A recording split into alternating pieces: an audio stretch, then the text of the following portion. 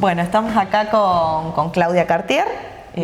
Un poco la idea de esta entrevista es a 50 años que se cumplieron este año del asesinato de tu papá, de Rubén Cartier, poder no solo profundizar en el hecho de su asesinato, sino también poder intercambiar sobre esta disputa por el relato, esta disputa por encontrar a los responsables, tanto materiales como políticos, de su asesinato.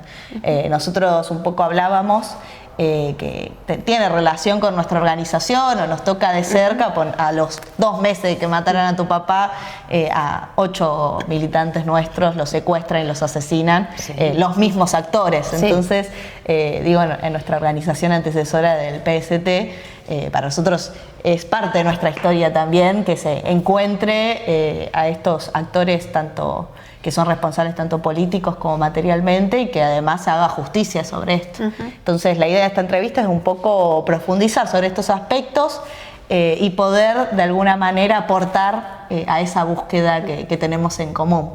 Sí. La idea, un poco para arrancar, era preguntarte sobre los inicios.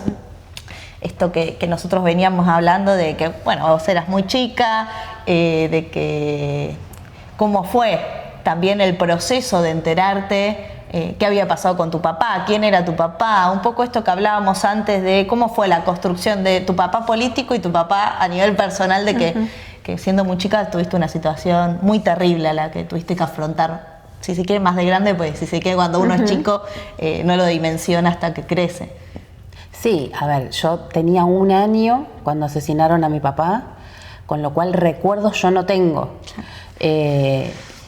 Y mi vieja siempre me insistió, me ha preguntado desde muy chiquitita, ¿te acordás de tu papá? Y yo, la verdad, no. Recuerdos, nada.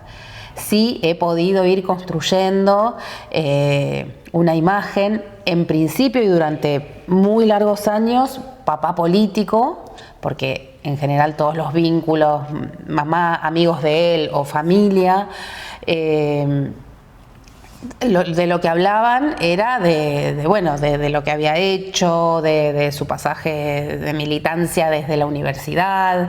Entonces, al principio, pero te diría, no sé cuántos años, pero muchísimos, la imagen de mi papá era el papá político, peronista, que había empezado a militar desde que vino a estudiar desde Chivilcoy a la facultad de acá. Él era profesor de Historia y Geografía y...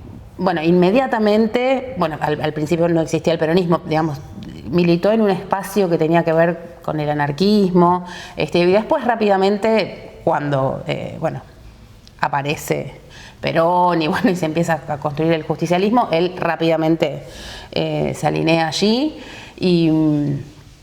Bueno, por este lado fueron las representaciones que yo fui teniendo desde muy chica, lo político. Entonces yo podía contar, bueno, hizo esto, lo otro. También me han transmitido desde siempre, o sea, yo siempre supe que a mi papá lo asesinaron, que el que había dado la orden era el gobernador Calabró, que el que había, lo digo siempre así porque mi vieja me lo transmitía así, el que apretó el gatillo fue el Indio Castillo, y esto yo lo supe siempre. Entonces, bueno, como que conviví con esto.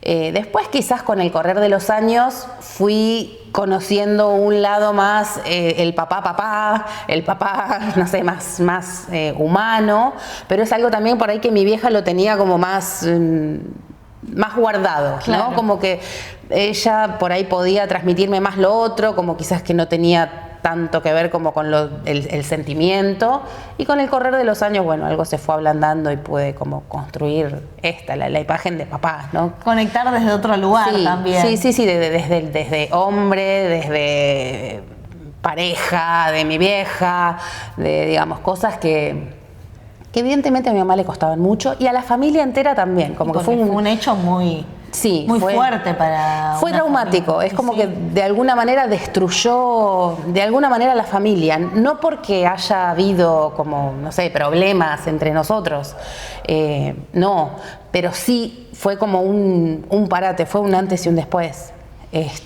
¿Cómo fue ese momento en el que tu mamá te sienta y te dice, bueno, este es tu papá, esto le pasó? Es que no hubo un momento, es algo que yo escuché desde siempre. O sea, es como que mis recuerdos son que siempre supe, que siempre se comentó que a mi viejo lo habían asesinado el gobernador y el indio, ¿no? No tuvimos una charla como reveladora, sino que era algo que circulaba como... Y tu papá, sí, a tu papá desde siempre, sí, de ir al cementerio, claro, llevar flores, conmemorar el asesinato. Bueno, cuando lo asesinan a mi papá, en el auto estaba, Valverde y estaba Otero, que además de ser secretario era su amigo. Entonces Otero seguía yendo a casa y era algo, a él también fue baleado en el momento en el que lo asesinaron. No murió, obviamente, pero él seguía yendo a casa, entonces es como que era algo de lo que, se hablaba de su asesinato, se conmemoraban los aniversarios, entonces era algo, digamos, con lo que... Cotidiano, sí, algo que fue una transmisión que la tuve desde siempre. Siempre por más, a pesar de esto, siempre me costó conectar con el tema en sí mismo. Mismo hoy te diría que como me cuesta un poco ponerle el cuerpo, como que sigue teniendo algo de la impronta de lo traumático. Claro. Lo sigue teniendo hasta el día de hoy. No es algo que resolví. Me parece quizás ahora que se abre esta puerta, ¿no? con el homenaje que se hace este año, y me impactó de alguna manera, ¿no? Como de un empoderamiento, por así decir, de intentar esclarecer a nivel de la justicia qué es lo que ocurrió, que ya lo sabemos, porque hay testigos, porque hay un relato que sale de personas que lo vieron, que estuvieron, y que sabemos, ¿no? quién fue y por qué, pero ¿no? Como el poder intentar darle un marco legal y de verdad, y un juicio por lo verdad, algo legal, un instrumento como para decir, los culpables son quienes son y que se haga justicia. Sí. Culpables que en realidad, han sido asesinos de montones de compañeros, la masacre de La Plata y de tantos otros compañeros y compañeras asesinados por ellos mismos, ¿no? Por la CNU. Está muy bien. Con respecto a tu familia, esto que vos decías de que fue un evento traumático, más allá de eso, del hecho puntual de que asesinaran a un familiar, eso ya, por el hecho que fuera, es sí, una situación muy fuerte. ¿Cómo fue el proceso de, la búsqueda de justicia? ¿Hubo amenaza? ¿No? ¿Cómo vivió tu familia, si se quiere, más allá de lo emocional, que obviamente es muy difícil afrontar una situación así, sino también la parte de que era un actor político y un hecho político, el asesinato en sí, y cómo eso perjudicó a la organización familiar, si se quiere? Sí, fue algo devastador en el sentido de como si hubiese habido una detención ahí, ¿no? Como que a partir de ahí, por ejemplo, mis tíos, les digo mis tíos, en realidad son, mi papá tenía una hermana, la tía Chicha, que ella falleció, tiene 2 hijos, ¿no? Por la diferencia de edad, yo les digo tíos, claro, son mis primos, pero les digo tíos. Ellos, de hecho, mientras mi papá fue intendente, hizo la campaña y demás, ellos militaban, pegaban afiches, militaban, eran peronistas, y a partir del asesinato de mi papá todo eso se cortó. Se alejaron de la política absolutamente. Mi tía Chicha también quedó como muy atemorizada, tenía miedo que fueran a por alguien más de la familia. En el caso de mi mamá no siguió militando y en realidad me cuesta comprender cómo es que se pudo quedar, ella no sé cómo lo pudo resolver. Pero, en la familia extendida, ¿sí? Tíos, primos, fue como un antes y un después. No digo que mi mamá no, pero en el caso de ellos, un alejamiento de la política, miedo, ¿no? Bueno, si hacemos algo, por ahí nos van a venir a matar. Claro. Tiempo antes, bueno, cosas que por ahí ocurrían en la época, tenían ciertos libros que se deshicieron de ellos. Y en ningún momento, incluso en democracia, como que hubo un movimiento hacia volver a militar o nada por el estilo, ¿no? Como que fue un cambio abrupto de lo que venía ocurriendo. Como un temor paralizante, ¿no? Claro. Como eso noto, como una parálisis. Y en mi mamá de alguna manera también, si bien siguió militando, como que fue un efecto de parálisis. Creo que en mí también. Claro. Hubo como algo de que nos detuvimos. Y que de hecho en la búsqueda de justicia nunca nadie de mi familia, ni mamá, ni tíos, ni primos, ni yo, hemos podido dar un paso en esto, la búsqueda de la verdad a nivel justicia. Por más que nosotros no tenemos ninguna duda de qué se trató el asesinato, nunca pudimos como adentrarnos en esto, en una búsqueda de la verdad pública, en tratar de visibilizar lo que ocurrió, porque de hecho durante digamos, desde que ocurrió hasta hoy, ha habido un silencio progresivo, ¿no? Como que se ha silenciado el asesinato de mi papá. Y eso me parece que tiene efectos, ¿no? No solo en nosotros familiares, sino en la sociedad toda, ¿no? Como hubo un crimen político extremadamente importante y ha sido hasta silenciado de todo. Si le preguntás hoy a alguien en La Plata, el intendente Cartier, muchos no lo van a saber. Claro. O sea, es como que ha sido un silencio que tuvo efecto. Y que en algún punto estos homenajes que intenta hacer el intendente acá de La Plata intentan apuntar hacia ese lado. Si lo conoces, que sea con esta versión, Tal con cual. este relato. Sí. Un intento de lavada de cara, para mí fallido, ¿no? Porque han escrito un libro que la verdad es que es aberrante. Manejan hipótesis que la verdad que ni vale la pena mencionar. Pero claro, es como, bueno, aquel que tiene algún recuerdo de lo que ocurrió, de este asesinato, bueno, vamos hasta sembrar más dudas, ¿no? Como borrar el carácter de crimen político, que lo fue, ¿no? Que fue plantarse desde el lugar en el que él estaba contra lo que se venía, que era el golpe militar. Que era un intento de sostener a Isabel, no por Isabel misma, sino porque se sabía que lo que venía era peor.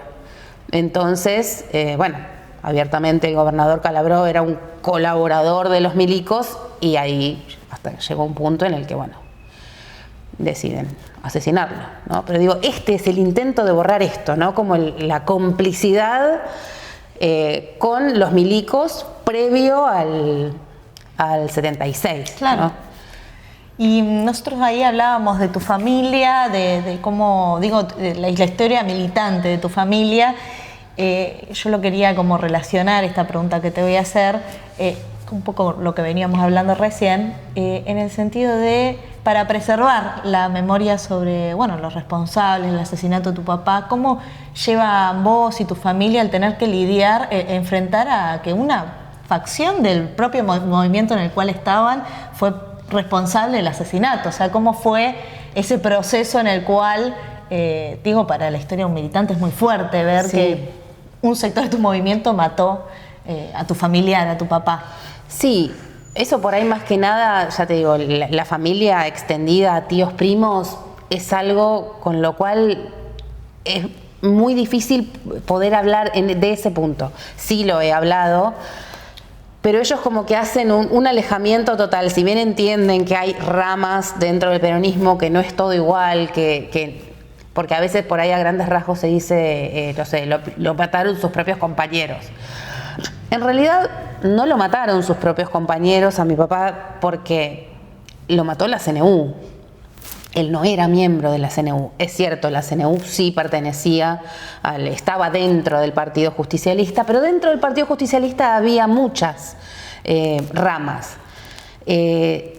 Mi papá era una persona conciliadora, siempre intentó como esto, ¿no? Como congeniar, y me parece que incluso por eso lo eligen como candidato posible, ¿no? Como estaban todos en ebullición antes de que viniera Perón y esa decisión de cómo iban a ser las listas, y creo que un poco la elección de él tiene que ver con que iba a ser bien recibido dentro de todas las ramas, que iba a ser alguien que lo iban a poder votar tanto montoneros como, no sé, como la parte más de derecha, entonces creo que tiene que ver con eso.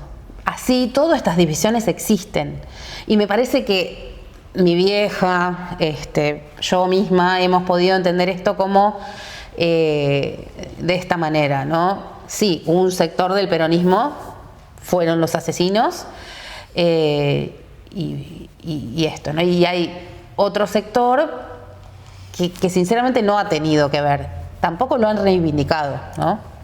Bueno, a eso te iba a preguntar ahora con respecto a cómo lidias vos hoy con esa hipocresía que maneja el PJ a la hora de hablar del legado de tu papá, de hablar del asesinato, de este acto en el que vos estuviste, que has levantado la voz justamente para poder dar una opinión y disputar justamente lo que estamos disputando, que es el relato de lo que verdaderamente pasó. Claro, sí, porque a ver, esto, si bien entendemos, no es lo mismo Montoneros que CNU, claramente no es lo mismo, no luchaban por lo mismo, no es igual.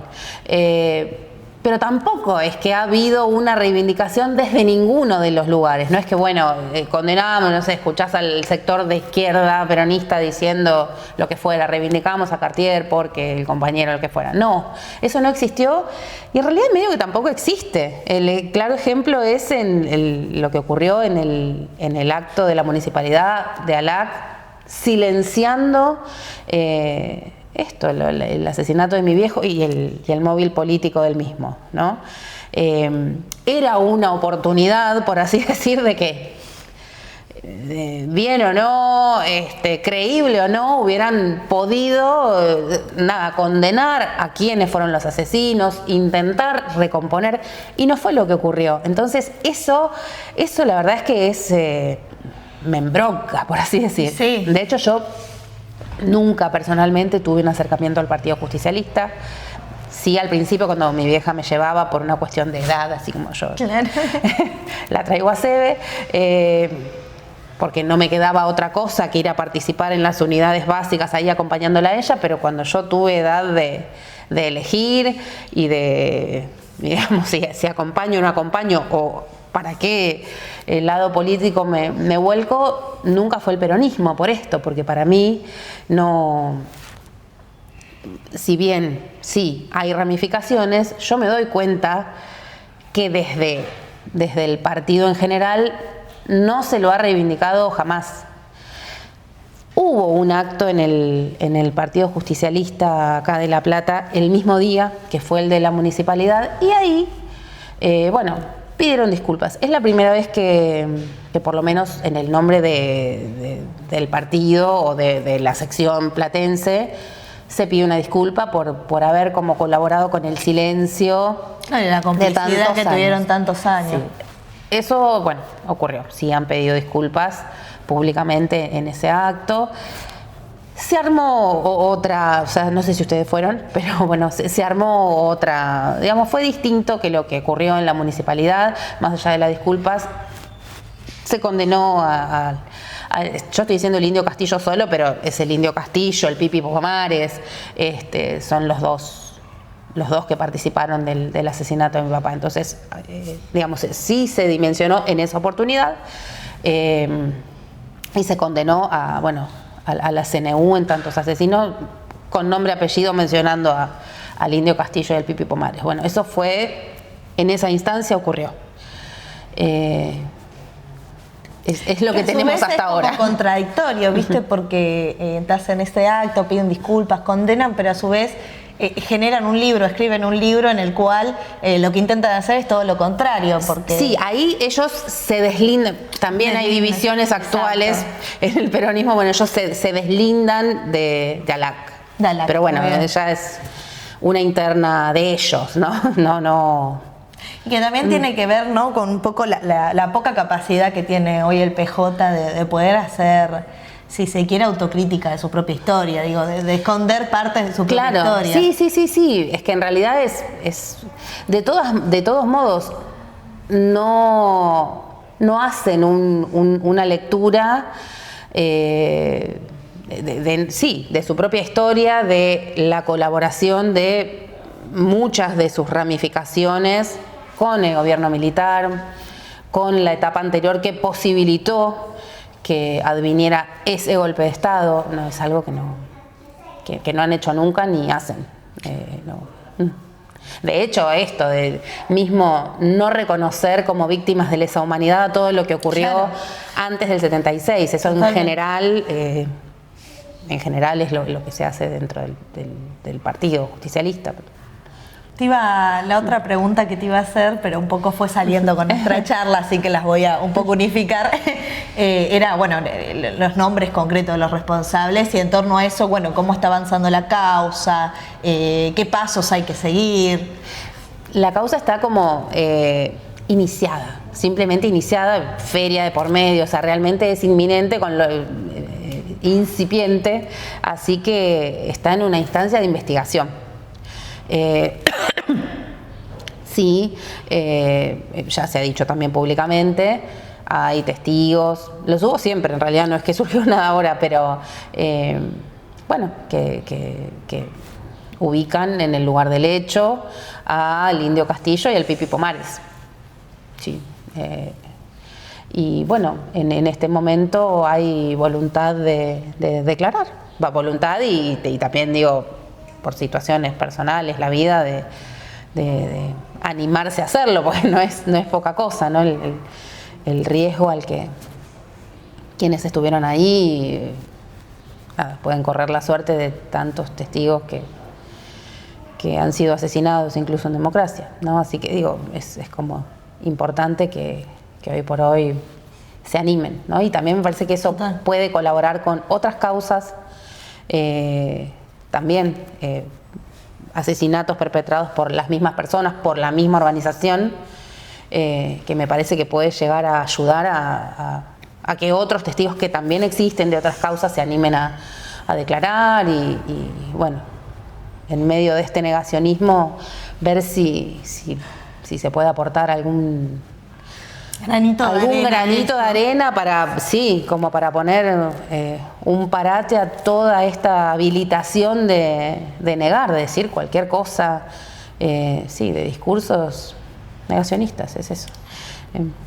Y justo en la última pregunta que te iba a hacer está relacionado con esto, con la disputa del relato en torno a la historia oficial, lo que verdaderamente pasó y la búsqueda de justicia.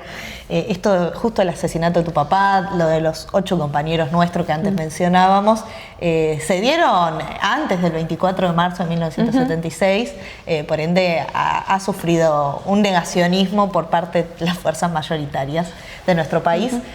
¿Cómo es ante la llegada de Milei, que tiene un claro discurso negacionista hasta de la dictadura? ¿Cómo vos viviste ese proceso, tanto de la lucha por la, si se quiere, negativa por parte de los movimientos más progres, peronistas, de decir, esto no pasó, lo intento esconder, oculto esto que veníamos hablando, oculto el legado y parte de su historia, y cómo vivís el otro proceso que tiene que ver con, llegó un gobierno que intenta un cambio de régimen más autoritario, que viene con un discurso que intenta instalar, ¿no?, la revictimización mismo de los militares. Entonces, ¿cómo lo viviste vos en estos dos aspectos? Es que me parecen terribles ambos, porque, digamos, lo que he vivido hasta antes de Milei me parecía, yo he militado en el Partido Obrero, en política obrera después, no actual, pero hasta hace relativamente poco. Entonces, desde la izquierda, desde el trotskismo, siempre me he identificado con el reconocer a todos los crímenes previos al 76 como crímenes de lesa humanidad, condenando a todos los artífices de los mismos, ¿no? Lucha permanente contra eso. Posterior a Milei, escenario peor aún, porque sinceramente nunca pensé llegar a vivir que exista no solamente un gobierno, sino un montón de parte de la sociedad que en coincidencia con Milei y Villarroel, porque Villarroel en este punto es bastante peor, bastante agitadora y defensora de los milicos, nunca pensé que esto pudiera llegar a pasar y que hubiera como tanta gente abogando por lo mismo, ¿no? Negando de cosas que ocurrieron. Lo sentía como una discusión saldada, ¿no? Como una representación de nunca más, milicos no. Y entonces me sorprende y me embronca muchísimo, muchísimo, y quizás de alguna manera, si bien convergen otro montón de factores, me anima un poco más a, desde lo personal, ir a por esta búsqueda de la verdad. Creo que tiene un poco ese efecto de empoderamiento. Totalmente, sí. Es un poco en ese sentido la pregunta, porque te genera esto que vos decís, discusiones que vos creías ya saldadas, tenés que volverlas a discutir. Totalmente. Y eso en algún punto te reaviva debates que pensabas no volver a tener. Tal cual. Y no lo puedo creer cada vez que ocurre, ¿no? Que alguien diga cualquier cosa en defensa de los milicos, o sí, pero también del otro lado pusieron bombas, o sea, cosas que era algo que me parece que estaba totalmente cerrado, que ya no iba a pasar más, que alguien estuviera no sé qué, que ponen bombas. O sea, y tener como que escuchar eso, la verdad es que me parece un retroceso importante a revertir, pero de alguna manera me da muchísima bronca. También me pregunto qué es lo que ocurrió que dio lugar a esto, ¿no? A como habilitar... que aparezcan estas representaciones, estas interpretaciones de la historia. Bueno, y vos, me lo pregunto. Yo me lo pregunto también, pero te hago como para que podamos pensar en conjunto. ¿Qué te parece a vos que sea el motivo por el cual se le abre la puerta a un ultraderechista nefasto como el que tenemos gobernando? Y me parece que tiene que ver con la evidencia del fracaso rotundo de las otras propuestas que han gobernado el país, ¿no? Como intentos, más que nada en el discurso, todo en lo real, de algún populismo, ¿no? Alguna especie de derrame para los sectores más carenciados, no real, sino como más bien de discurso, y este discurso cayó, ¿no? Como no se ha podido, digamos, de alguna manera, empíricamente, dar alguna salida a la clase trabajadora. Y desde ahí, bueno... Habilitas. Sí, claro, entiendo que se habrá entendido en general como, bueno, entonces la única otra opción es esta otra de la ultraderecha, ¿no? Como la falla de las experiencias más populistas que hemos tenido en el gobierno, ¿no? Vamos con la última pregunta. ¿Qué te parece a vos que tendríamos que hacer o qué pasos seguir en la búsqueda de justicia? Y me parece que clave es unirnos. Unirnos.